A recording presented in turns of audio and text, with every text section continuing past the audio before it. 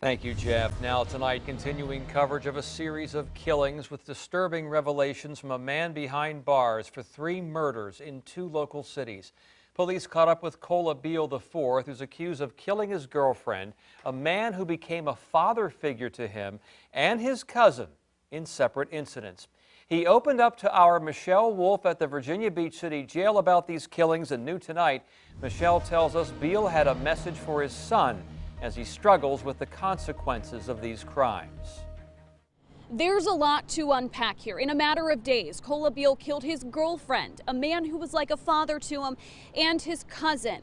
He tells me he has no remorse, yet wants his 3-year-old son to make good choices in life and to not end up like him. 30-year-old BEALE has already accepted his fate. His life is over. The electric chair would be the best thing for me. At the end of the day, this is our last time hearing my voice. BEALE says he snapped last Tuesday after an argument with his girlfriend, Xavier Hill. He shot her and then lit her house on fire 2 days later.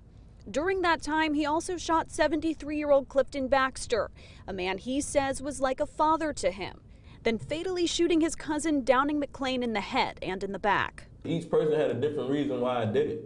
It won't just like I just woke up and said I'm gonna kill my girlfriend. No remorse and no apologies. Flashbacks of the killings on repeat in his mind. All I'm seeing is red. All I see is fire. I don't see no green. I don't see no colors right now. All I see is red. I can see red all over your face right now. I don't see nothing.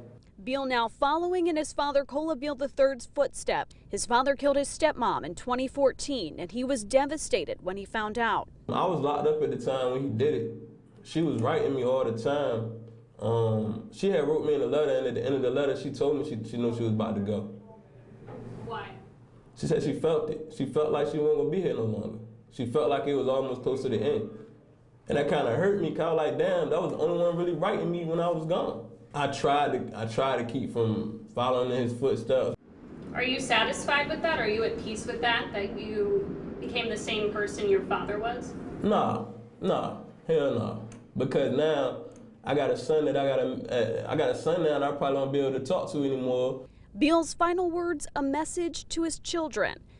A 13-year-old daughter and 3-year-old son. To his son, break the cycle. I just hope that he can break it. That's why I ain't give him my last name. That's why I ain't give him my name. Continue to be strong, pay attention, be the best he can be. BEALE told me he knows his life is over, and he's okay with that. You can find more of his interview on WAVY.com. In Virginia Beach, Michelle Wolf, 10 on your side. And now we have